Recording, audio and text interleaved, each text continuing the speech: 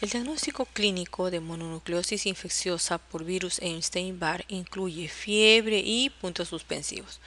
Vamos a ver faringitis, adenomegalia, artralgias, faringitis visceromegalia, artralgias, visceromegalia, adenomegalia y visceromegalia. La enfermedad de mononucleosis no es muy común en nuestro país, es más común en la Argentina y es caracterizada por faringitis, adenomegalia, ¿verdad? Como vamos a ver dentro de un momento. El, eh, esta enfermedad también se le conoce como la enfermedad del beso. Vean ustedes, acá tenemos, se parece bastante a la amigdalitis estreptocócica, pero aquí vamos a tener adenopatías, tal vez es pequeña, muchas veces vamos a encontrar grandes adenopatías en la región cervical. Un niño de 2 años que acude porque hace 24 horas presenta fiebre de 39.5 y molestias al deglutir. El examen físico revela lesiones vesiculares y ulcerativas en los pilares anteriores de la orofaringe y úvula. El resto del examen es negativo. El diagnóstico más probable será faringitis estreptocócica, estomatitis herpética, herpangina, mononucleosis infecciosa, fiebre faringoconjuntival. Este término de herpangina no es muy, digamos, común en nuestro medio decirlo así, ¿no? Pero sí realmente es una patología bastante frecuente, son las famosas aftas, ¿no? Lo que llamamos nosotros aftas, eso es la espargina. Entonces, la faringitis estreptocócica va a causar lesiones, va a haber secreción mucopurulenta a nivel de la faringe, tanto de la faringe como de las amígdalas. En la estomatitis herpética, a tener vesículas a nivel de los labios, de las comisuras, ¿no? Mononucleosis infecciosa, habíamos dicho, adenomegalias, faringitis, ¿no? Fiebre, y en la fiebre faringoconjuntival también va a haber la mucosa de la faringe y la conjuntiva bastante enrojecidas. La espargina o aftas caracteriza esto, como ahora vamos a ver, unas úlceras muy dolorosas a nivel de la boca. Vean, por ejemplo, esta es una estomatitis herpética. Acá tenemos, ¿ve? El beso de la araña, como se le llama, como lo conocen algunos. En cambio, esto, esto es la espargina. Entonces, o aftas, ¿ve? Entonces son úlceras de borde rojo, eritematoso, y el fondo es blanquecino.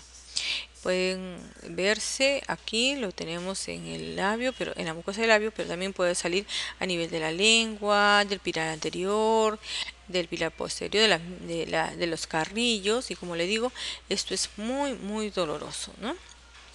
Esto mayormente podemos utilizar analgésicos, también podemos toques acá de silocaína para evitar el dolor, y algunos pueden utilizar también aciclovir, ¿no? Paciente varón de 20 años de edad, quien hace 3 días presenta dolor intenso en garganta. Alza térmica de 40 grados, trismus, halitosis, cialorrea, abombamiento del pilar anterior izquierdo con rechazo de la úvula y la amígdala hacia el lado contralateral. ¿Cuál es el diagnóstico presuntivo? Linfoma de Hodgkin, absceso periamidaliano, celulitis periamidaliana, cáncer de amígdala, amigdalitis aguda.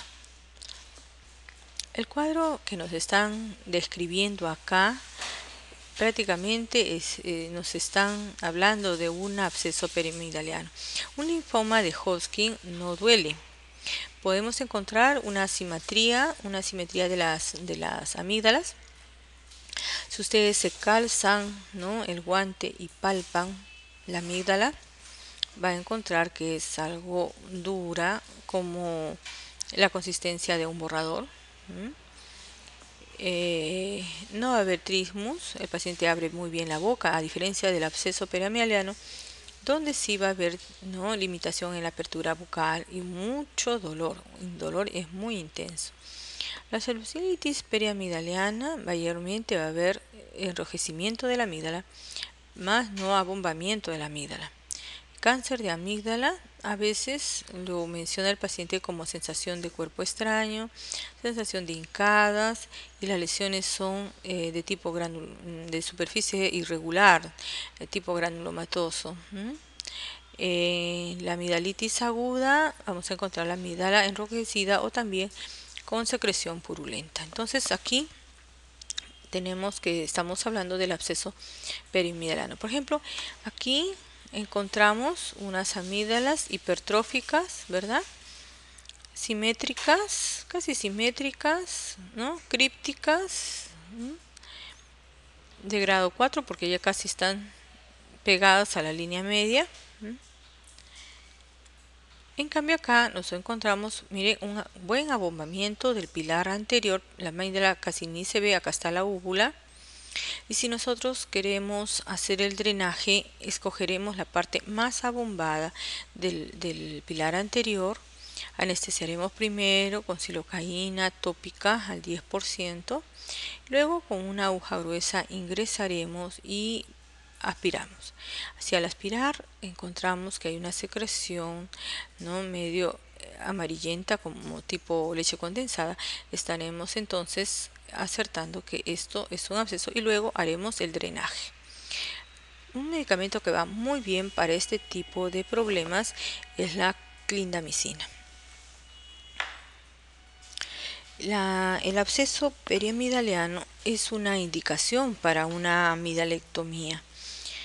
Realmente hoy en día la amidalectomía no es, digamos, como antes, una cirugía frecuente. Prácticamente es bastante conservador, ¿no? Y solo en algunos casos donde hay procesos amigdalianos a repetición, tenemos 5 o 6 procesos durante el año, entonces sí conviene mejor extirpar las amígdalas, ¿no? En cambio, si tenemos pues un proceso, hasta 2 procesos durante el año, podemos dejar, ¿no?, estas amígdalas en su lugar.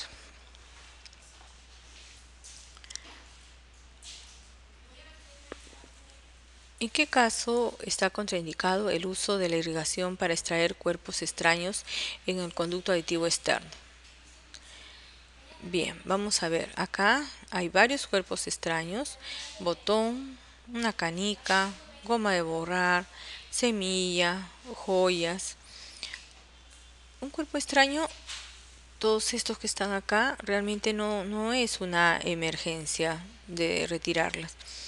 Y todas excepto lo que es semillas puede ser retirado mediante un lavado de oído. En caso de las semillas de ingresar agua al oído, estas se van a esponjar y van a ser muy difícil de sacarlas. Entonces por eso se prefiere no hacer un lavado de oído en este caso. Una de los cuerpos extraños que sí debemos de temer es las pilas de reloj. Estas pilas de reloj sí son, digamos, bastante graves, ¿no?, como cuerpo extraño, porque va a necrosar el tejido. Entonces tal vez sería el único cuerpo extraño que debiéramos sacarlo inmediatamente. Bien, los botones, las canicas, ¿no?, si no están enclavadas, pueden ser retiradas mediante un lavado de oído. Tener en cuenta entonces la técnica del lavado, siempre con agua tibia, ¿no? Aquí tenemos, ¿no?, una riñonera mostrando el paciente el cuerpo extraño extraído en el lavado. Está indicado el uso entonces de la irrigación en el caso de que haya semillas, ¿verdad? ¿Y qué pudiésemos utilizar? Podemos usar gotas de alcohol, que va a hacer que se deshidrate más bien estas semillas, ¿no? y tal vez sea mejor derivarlo al otorrino quien tiene mejores condiciones para poderlo extraer, como son pequeños pinzas, ¿no? Muy pequeñitas, curetas, etcétera, o ganchitos que podemos usar para poder sacar estos cuerpos extraños. Acá tenemos otra pregunta. Dice, el aumento del estridor en el recién nacido cuando está en decúbito supino sugiere la existencia de... Aquí tenemos un dato muy importante. Estridor y recién nacido. ¿Qué relación puede haber entre estridor y recién nacido? Hay una patología que podemos encontrarla ni bien nace el niño, que es la laringomalacia. La laringomalacia es la inmadurez de la laringe.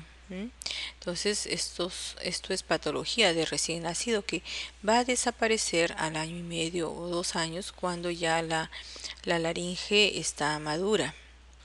Pero si encontramos, por ejemplo, un problema de estridor en una niña de 5 años, quien estuvo muy bien durante todos esos 5 años y después comienza a aparecer 2 o 3 meses problema de disnea, disfonía y estridor, debemos estar pensando en otra patología, pero nunca laringomalacia.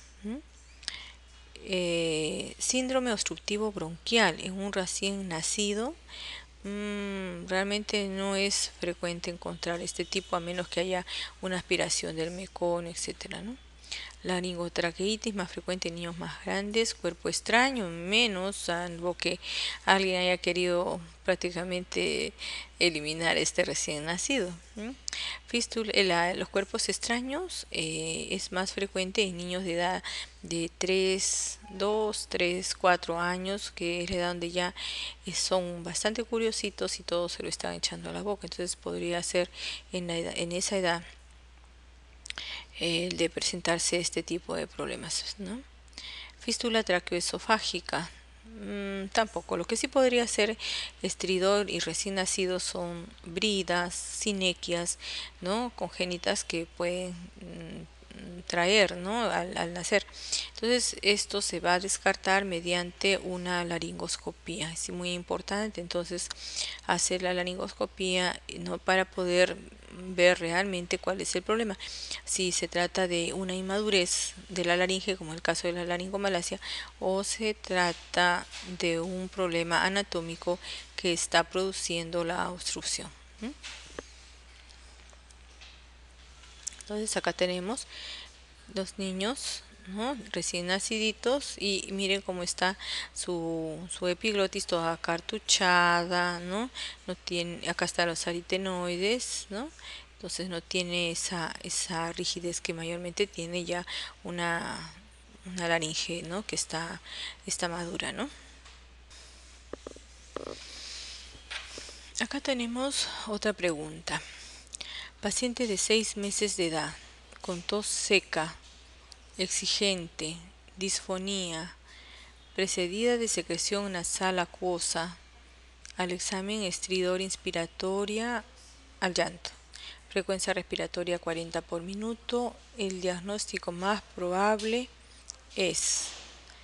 A ver, vamos a revisar nuevamente. Entonces este es un, un niño, ¿no? Muy pequeñito, 6 meses de edad, con tos exigente, hay disfonía, precedida de secreción nasal acuosa, o sea, está ronquito, está tosiendo.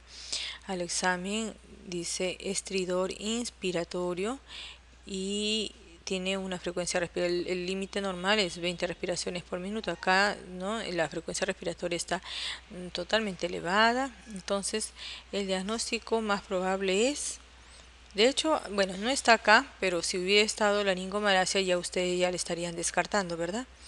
Igual también cuerpo extraño, tampoco, ¿no? Cuerpo extraño es mayormente es de un momento a otro. absceso periamidaliano no nos hablan de que hay este problema de abombamiento del velo del paladar, ¿no? Asma bronquial, mayormente va a haber una disnea. Acuérdense que la disnea, en asma podemos encontrar una disnea de tipo expiratoria, pero vamos a encontrar también sibilantes que no nos está este, dando como dato el enunciado. Epiglotitis es algo que sí podría presentarse, y la laringotraqueitis, que es mucho más frecuente en niños de esta edad, ¿no? Entonces acá tenemos como probabilidad de respuesta a la laringotraqueitis, ¿no?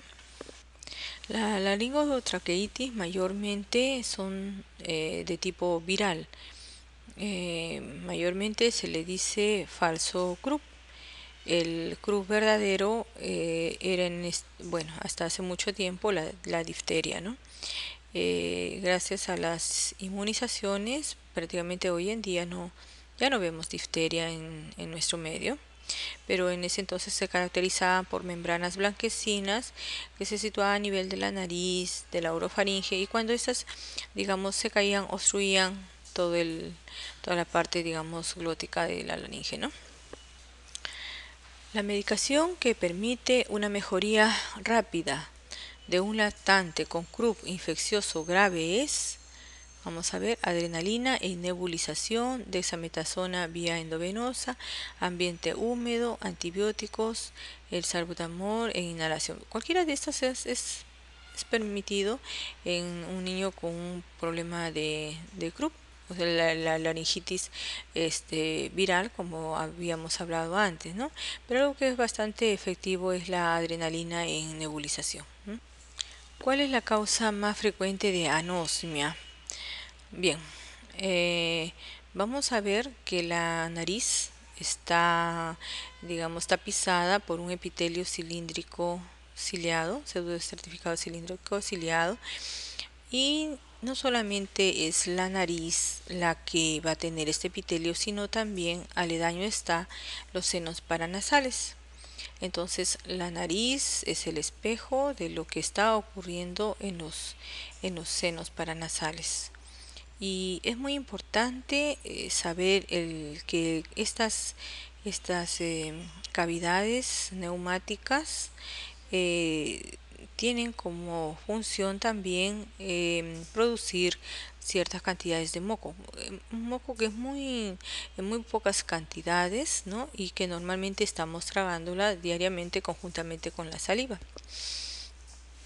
Este moco que se produce en los senos paranasales van rectando hacia orificios que colindan con la nariz, entonces llamados ostium.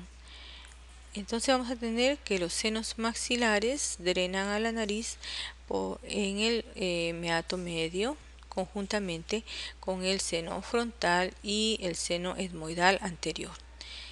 En cambio, el seno esfenoidal lo hace conjuntamente con el etmoidal posterior en en el meato superior. En el meato inferior no drena ningún seno paranasal, solo vamos a encontrar la comunicación del conducto lacrimonasal, ¿verdad? Entonces, ese drenaje es muy importante para evitar los problemas de rinosinusitis. En la zona llamada complejo osteomeatal, entonces está dada por el septo nasal, está dado por el meato medio, ¿no?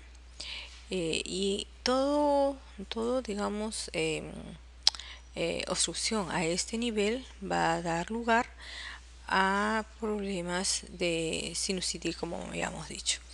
Resulta entonces que este moco se convierte en un rico caldo de cultivo para los gérmenes que normalmente están en la nariz, y luego va a producirse dolor intenso de cabeza, etcétera, ¿no? y secreción amarillo verdoso, a veces con sangre. Entonces ya estamos hablando de una rinosinusitis.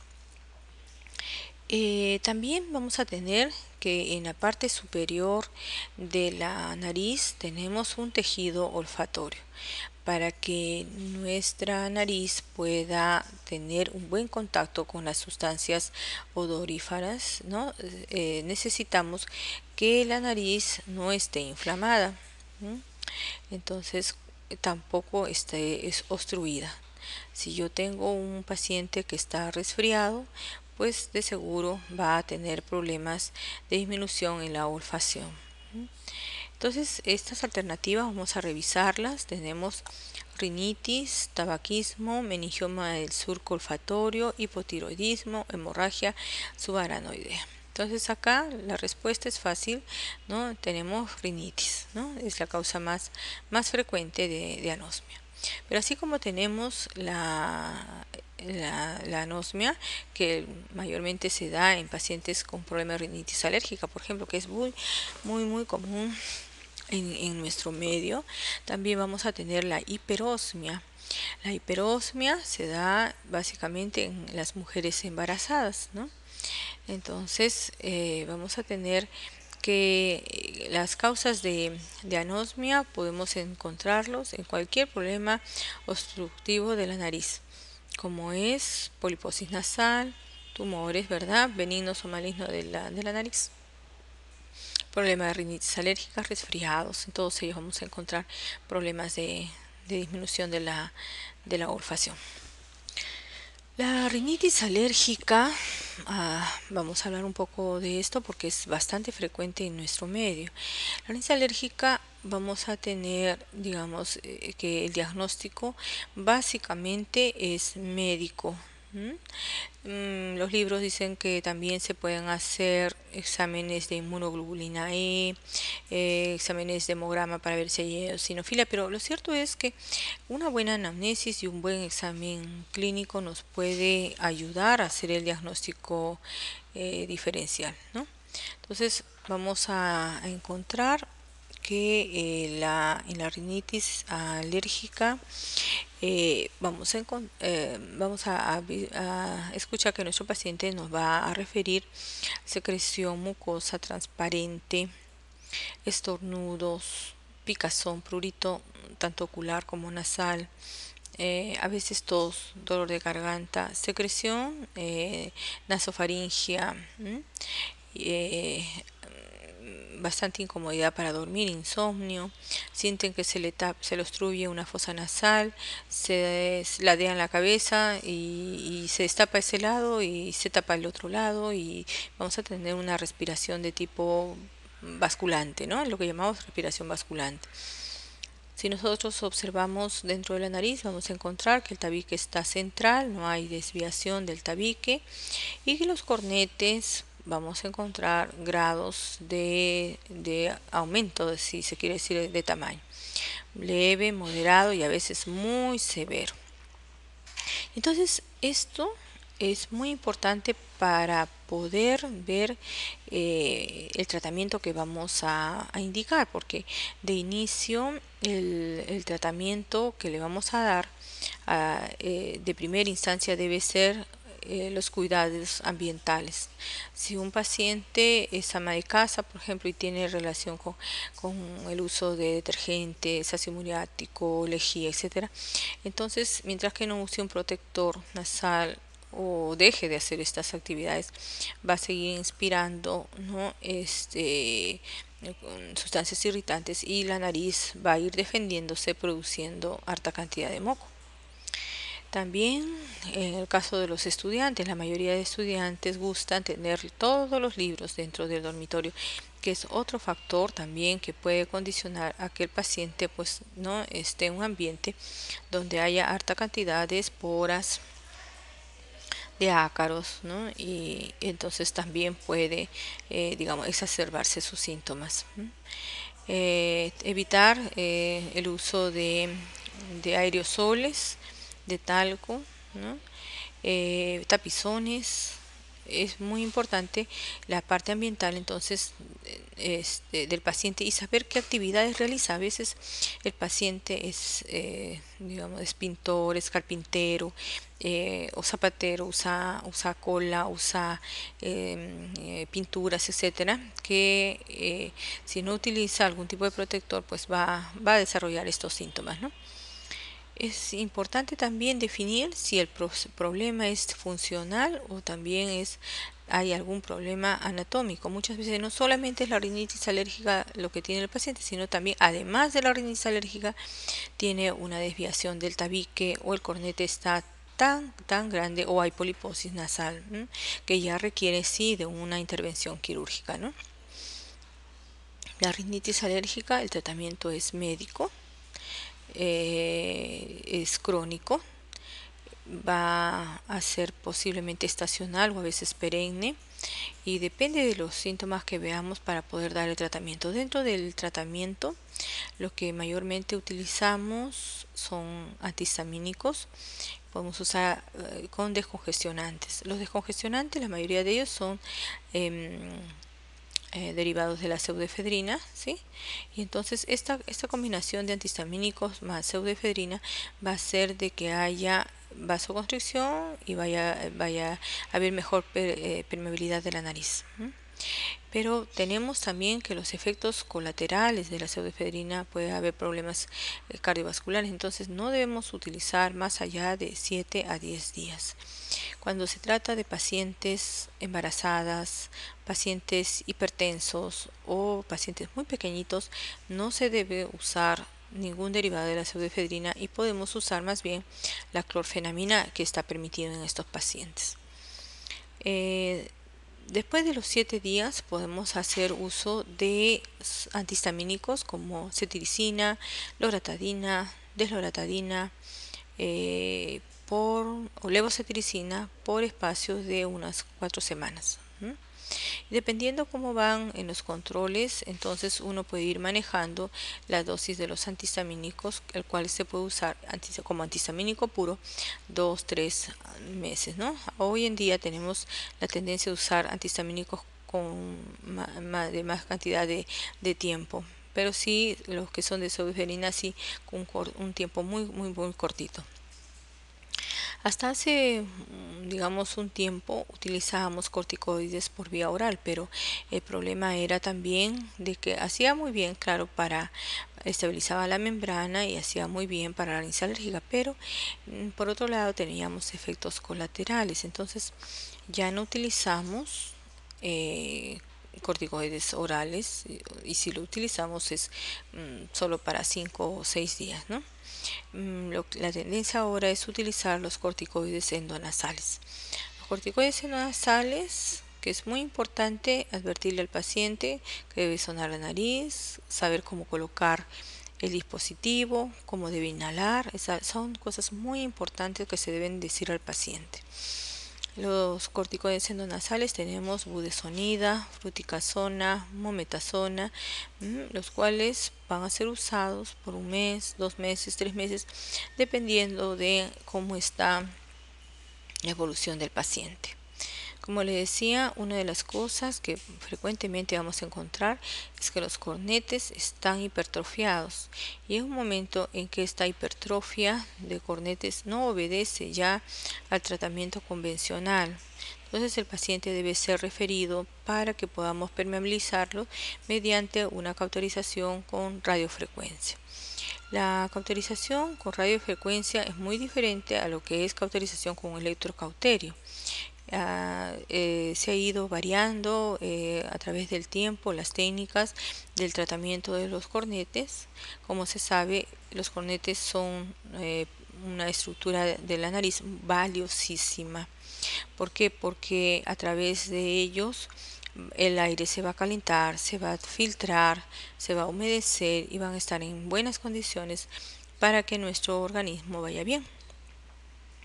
Pero cuando nosotros retiramos el cornete o quemamos la mucosa no externamente del cornete, entonces podemos más bien causar una rinitis atrófica y un daño muy severo a nuestro paciente.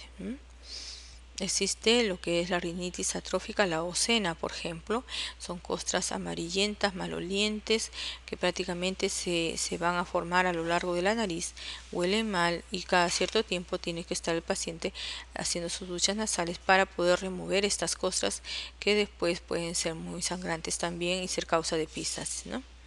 Entonces, aquí, como digo, hoy en día se es muy cauto también para el tratamiento tanto del cornete y a veces cuando tenemos conjuntamente desviaciones de tabique, bueno, pues también se tiene que hacer este tipo de intervención. Las rinitis alérgicas tenemos que pueden darnos complicaciones como es la rinosinusitis. Entonces, la nariz debe estar permeable para poder oxigenar tanto a los senos paranasales como también a la faringe. Hay pacientes que sufren de faringitis crónica debido a la obstrucción nasal, ¿no? Son pacientes que van a estar respirando por la boca todo el tiempo y entonces van a estar carraspeando, dolor de garganta, sensación de cuerpo extraño, etcétera. Se presenta a la consulta un paciente de 42 años de edad, sexo femenino, con una crisis de vértigo acompañada de sensación de oído tapado. Al interrogatorio refiere presentar estos vértigos en forma esporádica y en una oportunidad un episodio de hipoacusia súbita, recuperando la audición totalmente. ¿En qué patología debería pensar? Muy bien, entonces cuando uno habla de vértigo, realmente resulta ser un reto para cualquier médico general, ¿no? Entonces, primero quien define si es vértigo o es mareo es el médico, no el paciente. Entonces, cuando uno tiene un paciente que tiene este tipo de problema de alteración en el equilibrio, lo primero que tenemos que hacer es escuchar qué dice el paciente, cómo comenzó, qué sensación, ¿no?, produjo esa falta de equilibrio. Entonces el paciente va a decir, me giran todas las cosas, ¿no?, alrededor, me dan vuelta todas las cosas alrededor. Entonces eso está más en relación a vértigo. Cuando el paciente dice, se va mi cuerpo para un lado, se va para el otro lado, eso más es una lateropulsión que está relacionado más con un mareo, ¿no? Otra de las cosas que también tenemos que tener muy presente es definir si es que este vértigo es central o es periférico. Los síndromes vertiginosos periféricos, ¿no? Realmente no son muchos y tienen cada uno una característica muy, muy importante, ¿no? Entonces vamos a ver de que el síndrome vertiginoso periférico puede debutar con crisis vertiginosa, náuseas, vómitos, sudoración fría. Los centrales mayormente no hay un componente vegetativo tan importante. El nistagmo que presenta el vértigo periférico es de tipo horizontal, ¿no?, horizonte rotatorio, y en el central podemos encontrar también esto, pero si encontramos un vértigo de tipo vertical, entonces un nistagmo tipo vertical, debemos estar pensando que es central. El vértigo periférico no hay dolor de cabeza, en un central sí. En un periférico el nistagmus que nosotros tenemos es muy ordenado, ¿no? Es rítmico, siempre unidireccional. Si hacemos mirar al paciente hacia arriba, el nistagmus se va a ir siempre hacia el mismo lado, hacia abajo también y hacia, como digo, siempre hacia a un solo lado, ¿no?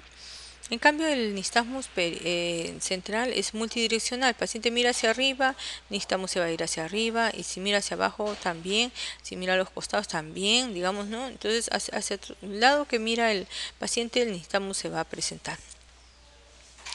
Si nosotros encontramos compromisos de pares craneales como el tercero, el 12, el décimo, etcétera, ya debemos estar pensando de que esto es central. Si encontramos una disartria, esto también es central. Entonces hay características de los síndromes periféricos y de los síndromes vertiginosos centrales que nos puede ir haciendo, digamos, pensar que si vamos a trabajar con el otorrino o con el neurólogo, ¿no? En lo que respecta a los síndromes vertiginosos periféricos, vamos a encontrar que la neuronitis vestibular, ¿no?, es un síndrome vertiginoso agudo. El paciente de un momento a otro comienza a sentir náuseas, vómitos, siente que todo se mueve a su alrededor, no puede ni pararse, no se puede ni sostener, quiere estar echado. Nosotros vemos ahí nistagmus espontáneo, persistente, unidireccional. Y este paciente en la otoscopía el tímpano está normal, no hay zumbidos, no hay la membrana timpánica está normal. En estos pacientes podemos estar nosotros pensando en una neuronitis vestibular que mayormente pasa en una semana a 10 días. Esto se compensa y prácticamente el paciente está como nuevo en unos 10 días. ¿Qué debemos hacer? Poner una buena vía, darle anticinetóxicos como el Dramamine, por ejemplo, endovenoso. Y como les digo, en una semana mayormente ya está nuevamente ya bien nuestro paciente. Y estos son crisis que se presentan una sola vez. En cambio, el síndrome de Meniere puede debutar muy parecido a la neuronitis vestibular, pero la característica de esto es que con cada crisis vestibular el oído se va poniendo más sordo y el tinnitus va intensificándose más. Entonces el Meniere, a diferencia de la neuronitis vestibular, el Meniere es crónico, la neuronitis vestibular es agudo. Y como digo, en el Meniere, su digamos característica principal son las crisis, ¿no? Cada cierto tiempo presenta crisis vertiginosa, siendo a veces el vértigo muy invalidante, ¿no?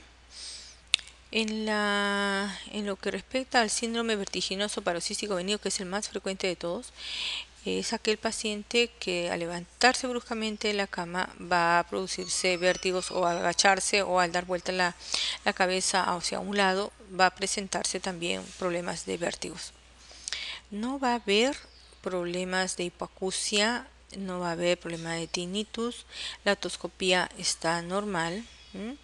El vértigo que se siente es muy suave, no es tan severo como en el caso del Meniere o como en el caso de la neuronitis vestibular.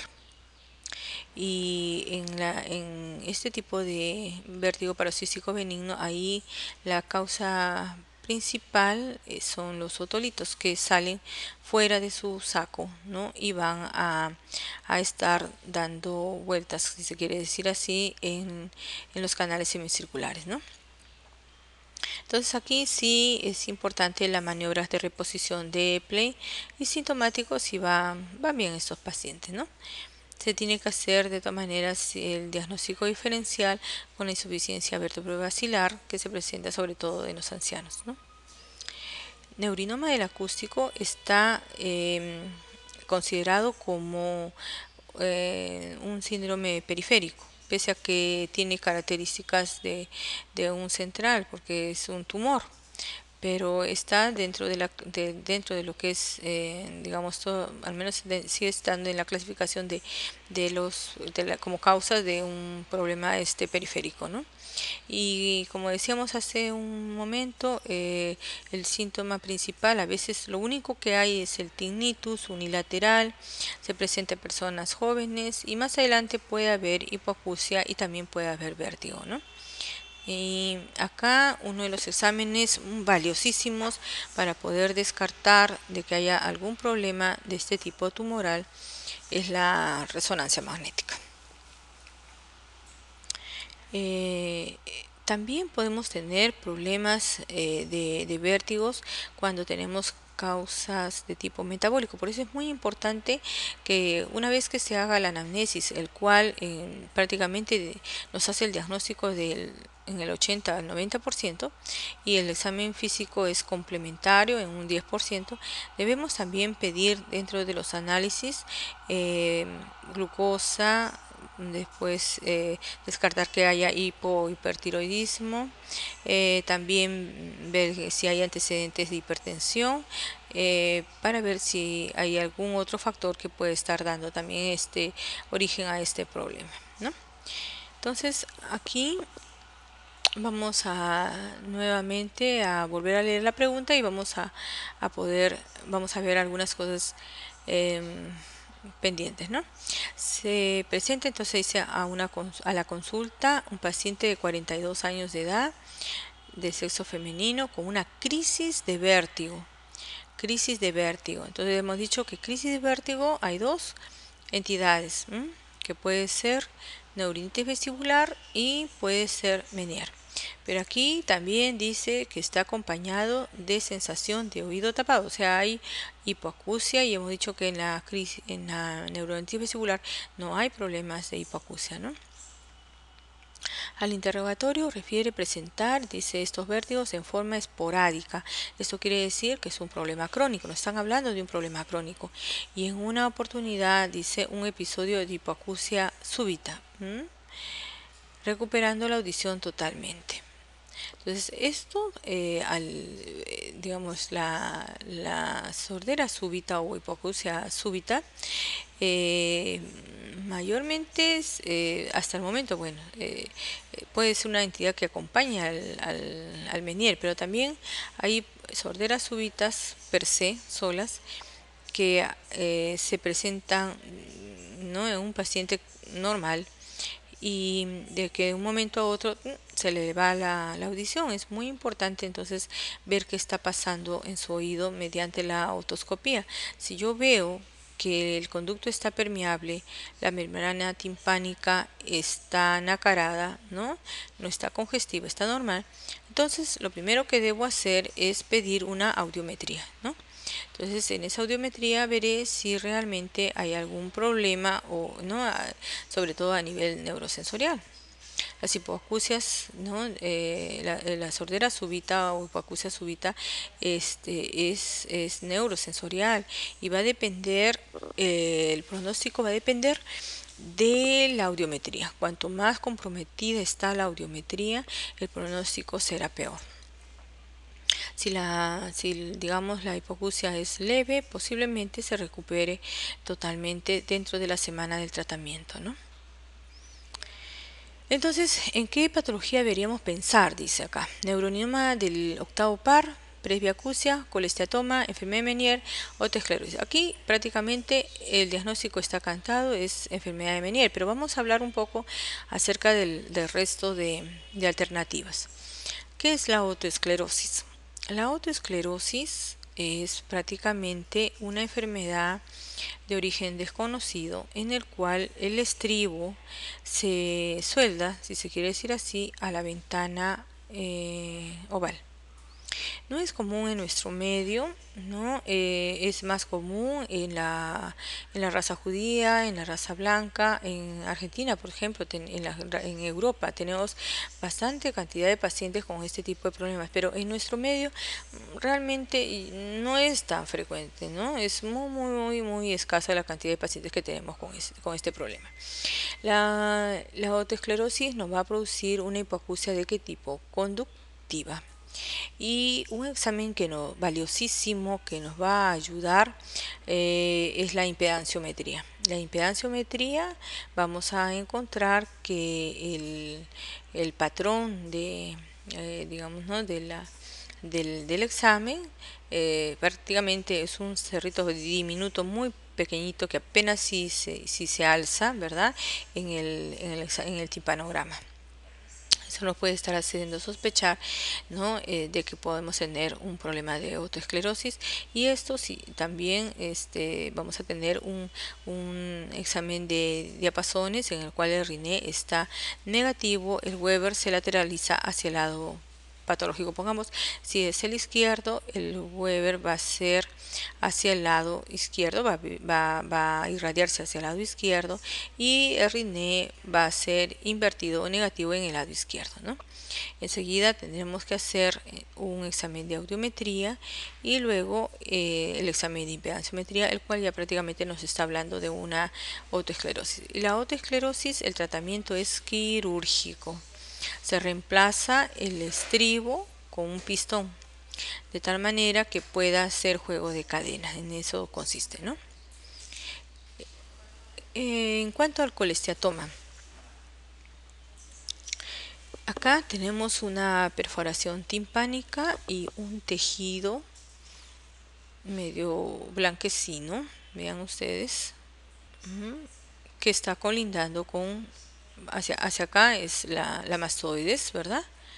El colesteatoma es una tumoración benigna, pero clínicamente maligna, porque va destruyendo, va produciendo eh, se va digamos extendiendo por compresión primero hacia el ático, luego hacia la mastoides, puede producir una fístula retroauricular o puede también invadir la base del cráneo produciendo abscesos endocranianos. Esta patología es muy frecuente en nuestro medio, muy frecuente. Y entonces son pacientes, la enfermedad silente, como la llamamos, son pacientes que tienen su perforación timpánica años de años de años, y donde, digamos, como no duele, una otitis media crónica no duele, entonces cada cierto tiempo se infecta y va a haber cambios, ¿no?, a nivel del epitelio de la caja, y este tejido epitelial va a migrar y se va a formar este tumor, que luego va a invadir, como decíamos, mastoides, va a invadir también a nivel de la fosa media. Entonces el colesteatoma generalmente puede ser primario, puede ser congénito y puede ser también adquirido. El adquirido básicamente es a través de una perforación timpánica, que es el más común, es el que más tenemos acá. Por eso, paciente que supura, aún no teniendo la habilidad de hacer la otoscopía, y si ya es la segunda o la tercera vez que está supurando, debemos remitirlo al otorrino, porque de seguro tiene una perforación timpánica, la cual a su debido momento podemos reparar. Cuando tenemos una otitis media crónica de larga data, de años y de años de evolución, la hipoacusia, que en un inicio pudo ser una hipoacusia conductiva, con el tiempo se va haciendo neurosensorial. La hipoacusia, perdón, los objetivos de la cirugía de oído básicamente son dos. A la cabeza va extirpar el foco infeccioso, y en segundo lugar vendría a ser restablecer la audición del paciente. Pero si es que el paciente viene, además de la perforación como esta o la tumoración como esta, viene con una hipoacusia de tipo neurosensorial, realmente es bien difícil, ¿no?, revertir el problema. La hipoacusia neurosensorial, acuérdense que es de tipo irreversible. Eso ya no se puede mejorar.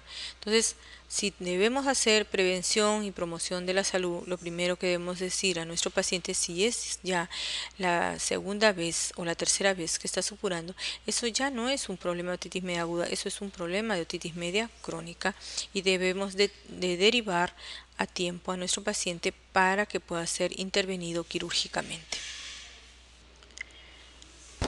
El colesteatoma también es importante la tomografía. Miren, esta es una tomografía de peñasco y mastoides, donde vamos a encontrar esta imagen hipodensa que se va extendiendo. Miren, aquí tenemos la base del cráneo, que está vecina, colindante, lo que divide prácticamente es una pequeña lámina de hueso que fácilmente puede puede erosionarse y puede ingresar hacia la fosa media. Otras veces puede ir buscando, como se dice, salida a la región retroauricular y producir fístula retroauricular. Entonces, no esperar a que se forme todavía una tremenda tumoración como esta para indicar la intervención quirúrgica.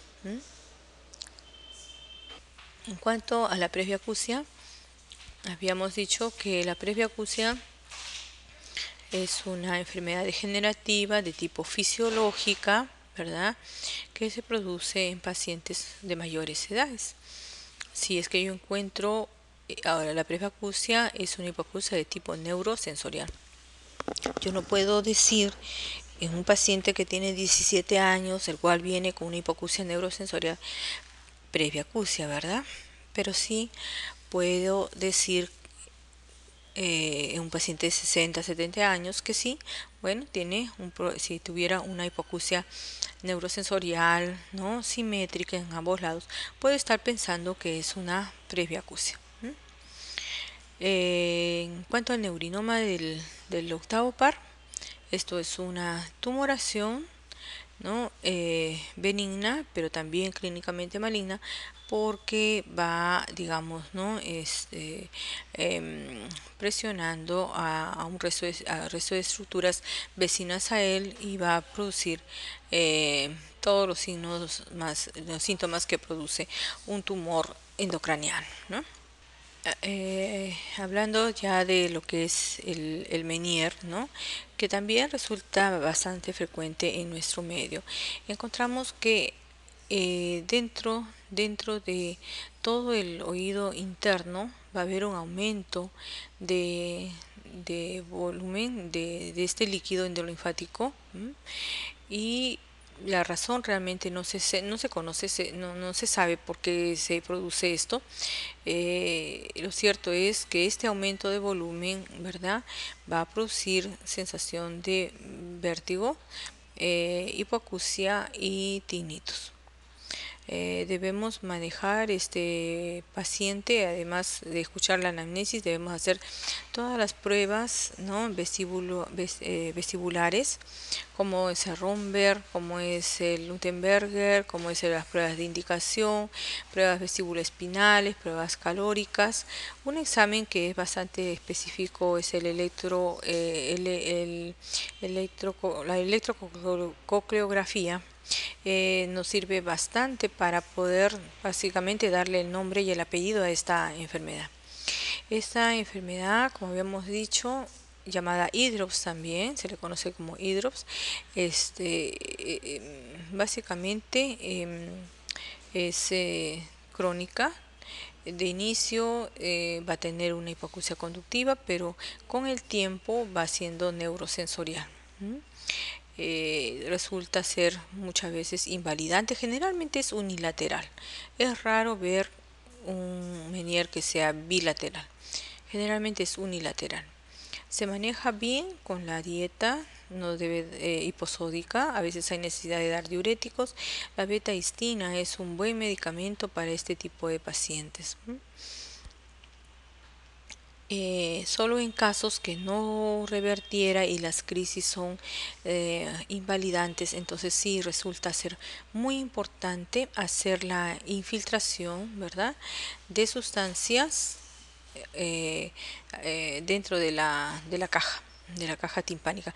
Estas sustancias prácticamente van a realizar una sección química, ¿no?, para evitar el problema del vértigo. Ahora se tiene que medir si costo-beneficio, porque una sustancia aminoglicosida también es una sustancia ototóxica, ¿verdad?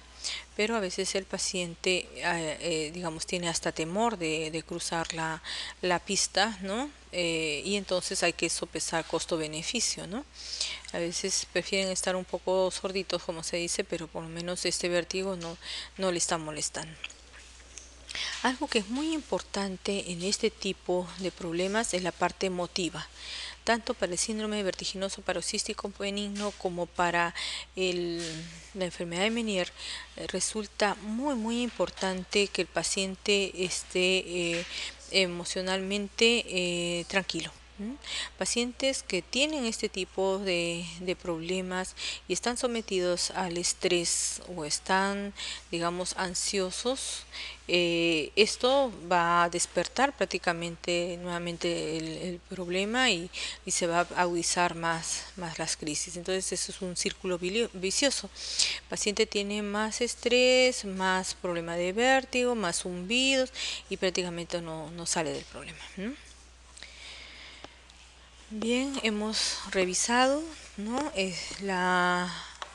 Prácticamente el día de hoy 20 preguntas de la